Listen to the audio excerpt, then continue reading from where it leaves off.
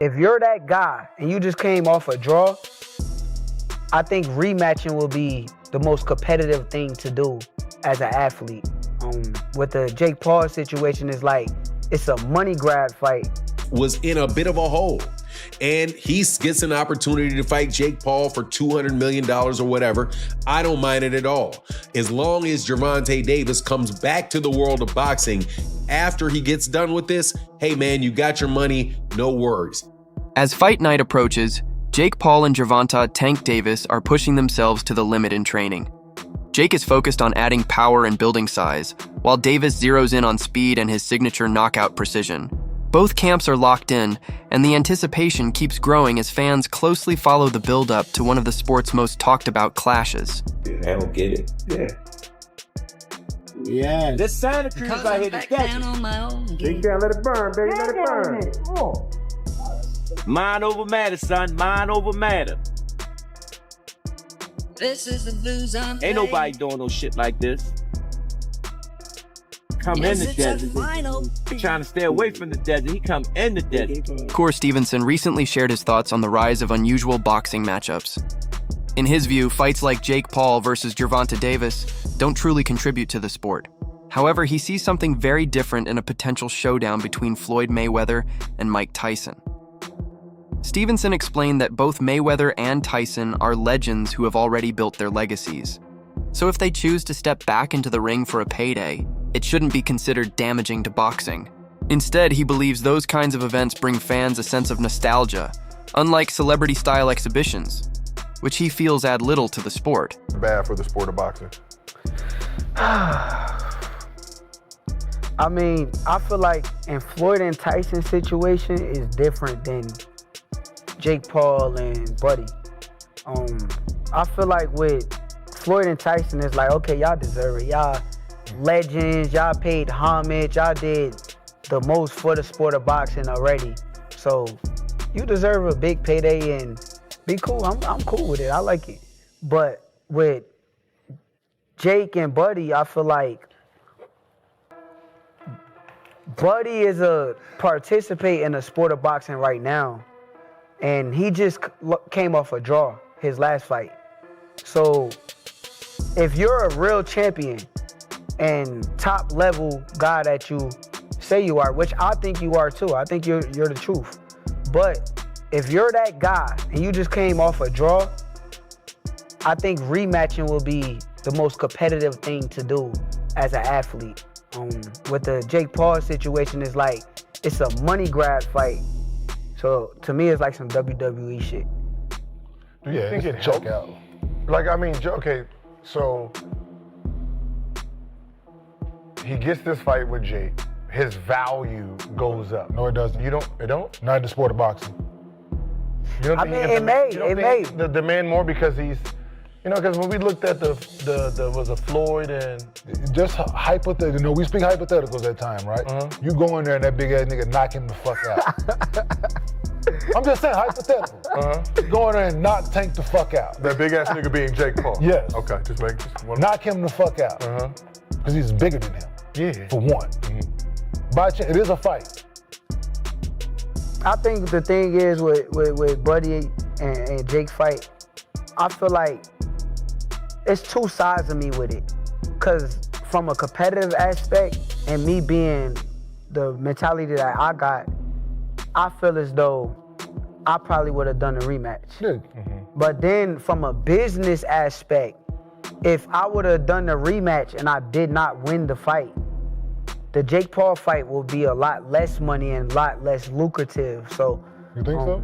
From a business aspect, I understand that anybody that with a business mind probably would have took that fight for as much money as it was. So I'm a realist. I ain't gonna just bash, bro. No. When asked about the idea of Jake Paul facing Gervonta Davis, UFC President Dana White didn't hold back. He suggested that while the matchup isn't generating huge excitement among hardcore fans, it might actually work in Davis's favor. At a time when Davis has been dealing with criticism and personal challenges outside the ring, Jake Paul presented a financial opportunity that could give him both visibility and a payday. White went even further, surprising many by saying Jake Paul could realistically beat Davis. His argument wasn't about skill. He admitted Davis is the more talented boxer, but about physical advantages. Paul brings size, reach, and raw strength to the table, while Davis, despite his power, is used to competing against much smaller opponents. For White, the fight would ultimately come down to whether Davis could handle the natural attributes that Paul brings, rather than a pure test of boxing ability. Jake Paul to beat Gervonta Davis. This is not a fight that I'm excited for at all. I would rather have Gervonta Davis fighting in a real boxing match against the likes of Lamont Roach, Shakur Stevenson, Keyshawn Davis, Emmanuel Navarrete, anybody that is in the 135-pound division and around. That's where I want to see Gervonta Davis fight. However, we live in a world where everybody is trying to do things as big as possible. And the biggest fights possible right now, unfortunately for the sport of boxing, is an exhibition fight between Jake Paul and Gervonta Davis. So I do like it for this reason, though.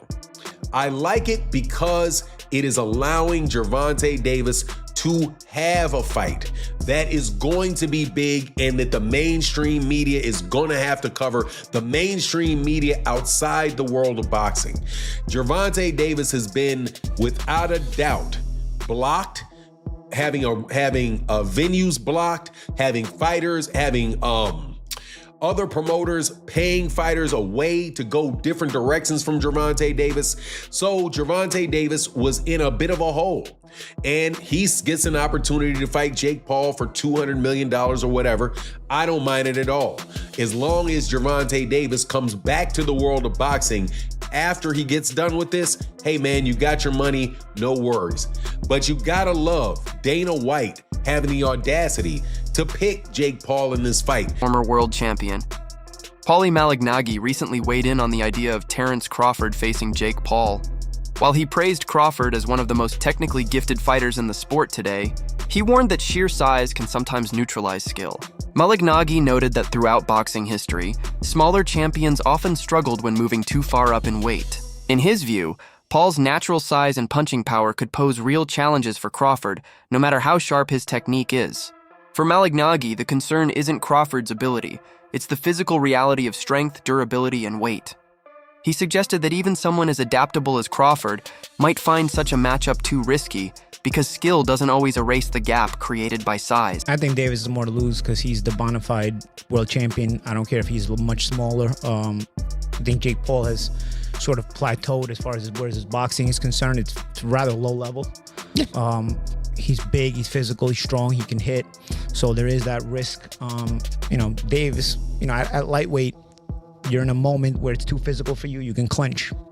Against the heavyweight, where you clinching? You ain't getting out of that corner just clinching anymore if you run out of space. You know what I mean? So it's interesting. But Davis, listen, there's a lot of talking points that I'm sure we'll get into when this gets closer to the fight. Davis can still punch a lightweight, can drop a heavyweight. There's a lot to gain there, right? If Davis knocks... The answer is yes. If Davis drops Jake on his ass, as much as Davis is the one with more to lose, it's still a highlight moment. A visual that will stay forever. Yeah, but if you get dropped, even if you're smaller, you're still a world champion in multiple weight classes. If you get dropped, what's the look? What's the feel? On the inside, as boxers, me and Chris Algieri, the champion, even you, Jimmy, you have fight experience, so we know that the risk is a big guy that big hits you. You're probably going down if you're a small guy if he hits you clean. So we know the risk, but how does it look to the public eye who don't understand that? You know what I mean? The public. So there is a lot to lose, though. There's a bit to gain. I wouldn't necessarily have an issue with this had Davis's career arc been one that benefited boxing. Davis was manufactured and put into a position where he's supposed to benefit boxing, and I don't think he has. I think he's hurt boxing.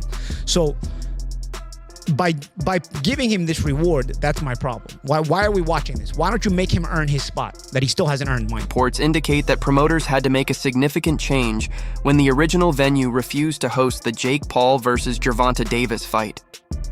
Local officials allegedly dismissed the bout as more spectacle than sport, declining to approve the event. The decision surprised many. as the initial location was seen as perfect for drawing a huge crowd and generating massive revenue.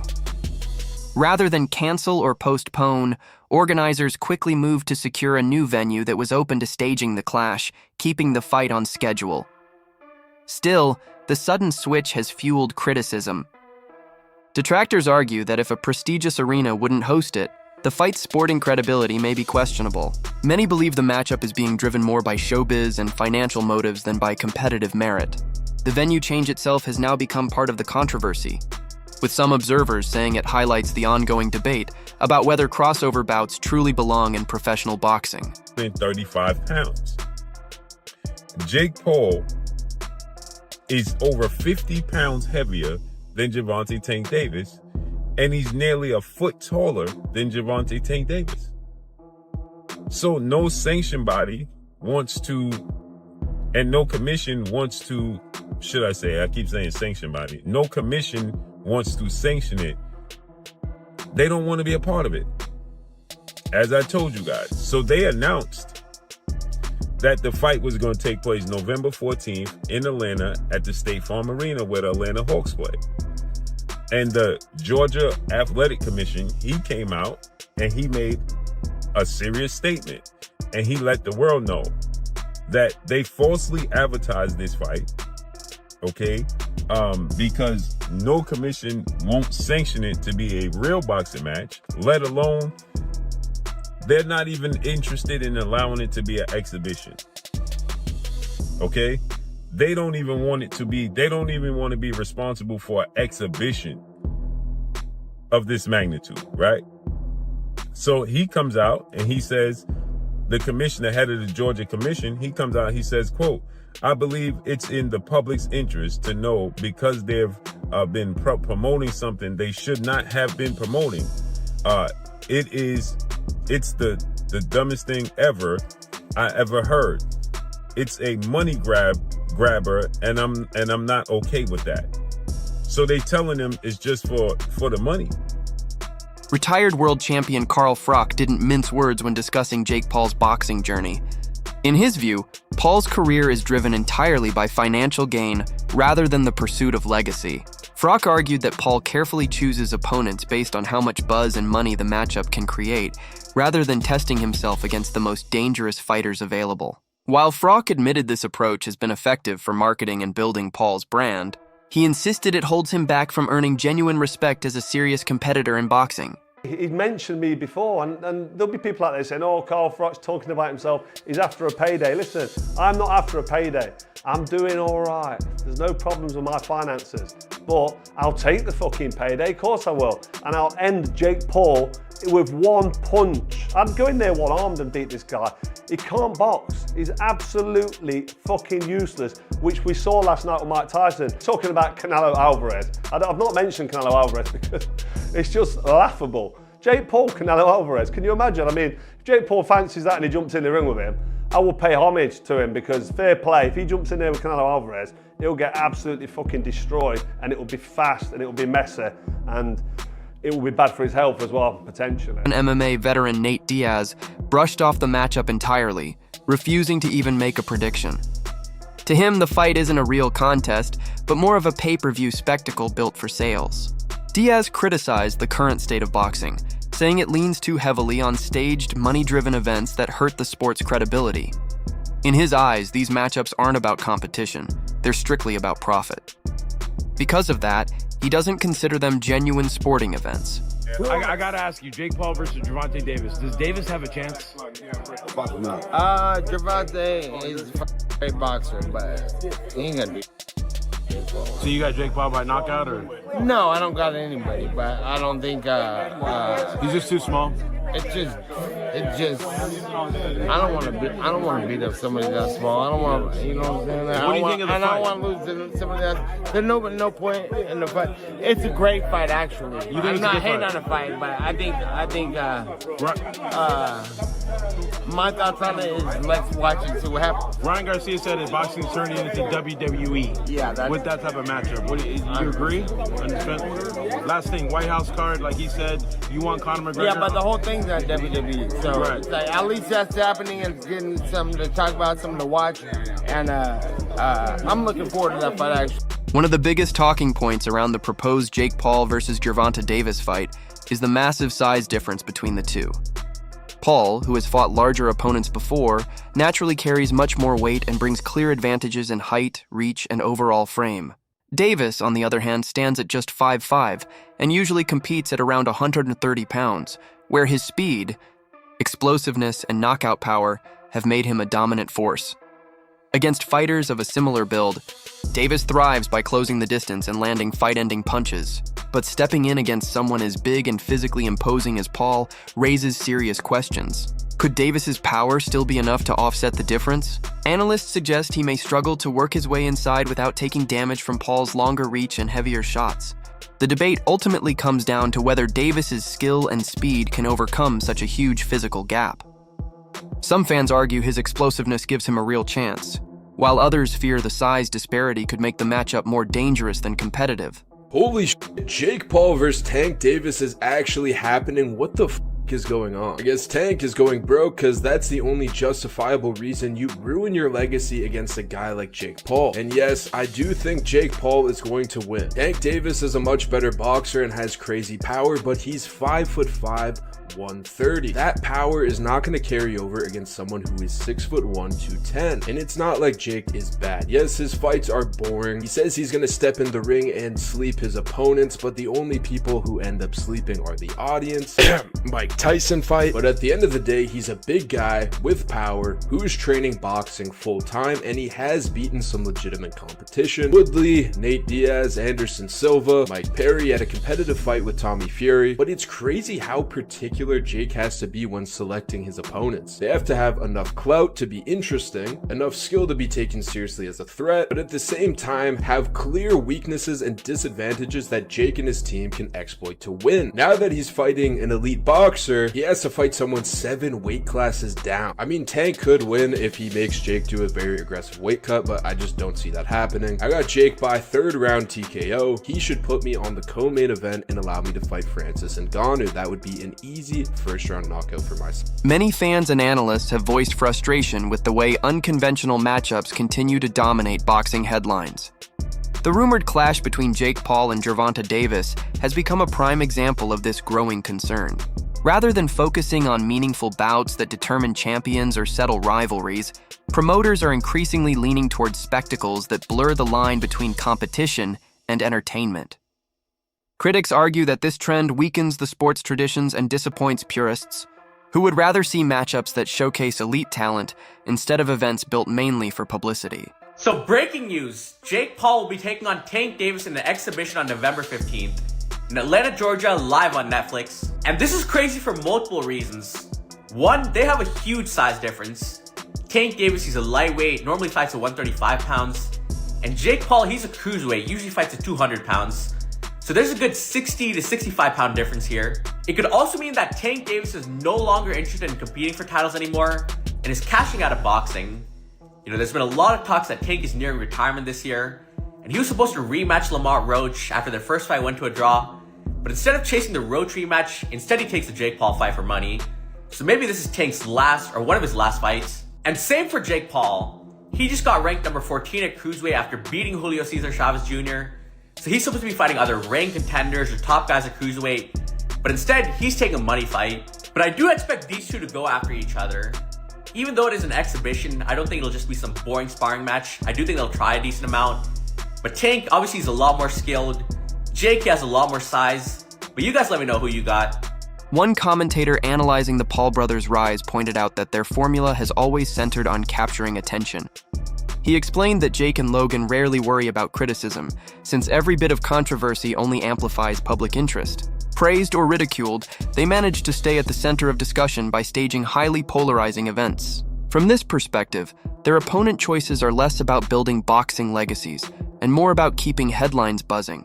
In the analyst's view, this constant ability to remain in the spotlight is what guarantees their ongoing relevance in the sport, even if many traditional fans disapprove. It's like blockbuster events. They don't look at them as sporting events. They look at them as spectacle. I mean, Logan's in the fucking WWE, for God's sake. That's the way they look at it. And that's the way Jake looks at these kind of events. He does, because he's fighting Gervonta Davis. Sports, hardcore, competition, morale, effort, you know, legacy, hierarchy, minded sports person, none of it makes any sense.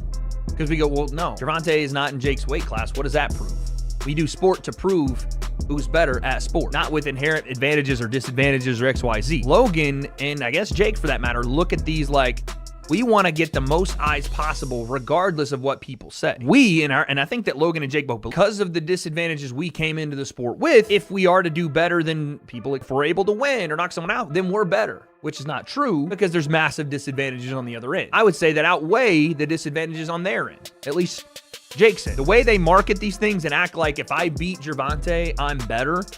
Or if Logan was like, I beat Floyd and I'm the best boxer in the world when Floyd wasn't the best boxer when fought him, and also it was a 60-pound weight difference. Like, the way they categorize and narrow down it is the thing people get upset about. That's all for today's video.